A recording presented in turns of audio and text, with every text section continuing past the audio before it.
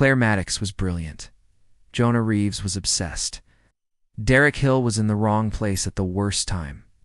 What began as a promising reunion between former colleagues turned into one of the most baffling murder trials in recent memory. A vanished architect, a suspicious ex-client, and a co-worker with a dangerous secret all tangled in a web of lies, jealousy, and manipulation. This is the chilling case of Claire Maddox's disappearance and the jaw-dropping twists that shocked an entire city. Claire Maddox was a rising star in the world of architecture. At just 29, she had already designed a multi-million-dollar urban renewal project in Seattle. She was brilliant, driven, and well-liked by everyone she worked with.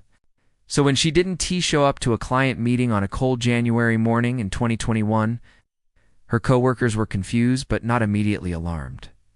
Claire had mentioned feeling sick the day before. Maybe she just needed rest. By the following day, her phone was going straight to voicemail. Her landlord, who hadn't seen her in 48 hours, let the police into her apartment. Everything looked untouched. Her keys and wallet were still on the counter. Her car was parked outside, but Claire was gone. What began as a missing person case soon turned into something darker. Police found security footage from a camera across the street, around 2:14 a.m. On the night she disappeared, Claire is seen exiting her building in a heavy coat and walking quickly toward a black SUV. The footage is grainy, but what's clear is that she got into the passenger seat willingly. The SUV pulled away, and that was the last confirmed sighting of Claire Maddox. Investigators identified the SUV as a rental, traced back to a man named Derek Hill. He was a former client of Claire's and had once been a close friend. They had worked together on a project 2 years earlier, but according to friends, things ended on a sour note. Derek reportedly felt Claire had taken credit for his ideas and shut him out. Still, there was no formal complaint, no lawsuit, just rumors. Police brought Derek in for questioning. He admitted to meeting Claire that night. He claimed she wanted to make peace, talk things through. According to him, they drove to a secluded lookout point north of the city. Claire got out, said she needed to think, and walked off. He never saw her again. It didn't add up. The area he described was snow-covered that night. Search teams combed the terrain for days.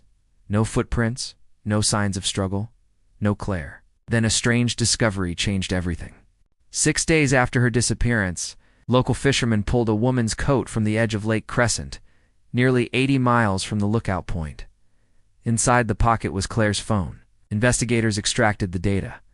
The last photo she took was a blurry selfie inside a cabin, time-stamped 2 hours after she got into Derek's SUV.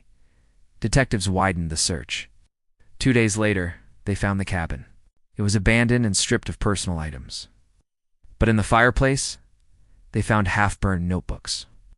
One still had Claire's handwriting, floor plans, sketches, and a single page with the words "he said I ruined his life" written in shaky lines.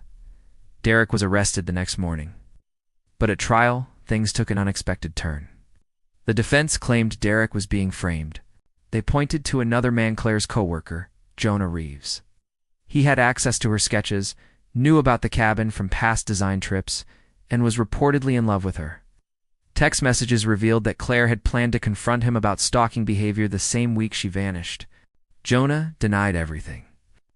But digital forensics told a different story. His laptop had deleted files. Some were recovered and included photos of Claire from outside her apartment, taken weeks before her disappearance. Investigators also discovered his fingerprints on the fireplace poker inside the cabin. The trial shifted. Derek, once the prime suspect, now looked like a pawn in a bigger game. Prosecutors presented a new theory. Jonah had followed them, waited until Claire was alone in the cabin, and killed her in a jealous rage. He then planted evidence to make Derek look guilty.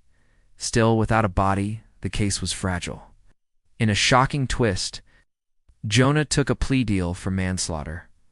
After police found blood traces matching Claire's DNA inside his storage unit, he led authorities to a remote ravine where, under layers of snow and brush, they recovered her remains. Jonah received 18 years in prison. Derek was released after nearly a year behind bars, his name partially cleared, but his life forever changed. Claire Maddox's disappearance wasn't about rivalry or fame. It was about obsession and how it can twist the truth until even justice feels uncertain. The trial shook the city, but what made it unforgettable was the realization that sometimes the people closest to us, those we trust with our dreams, can become the ones who take them away.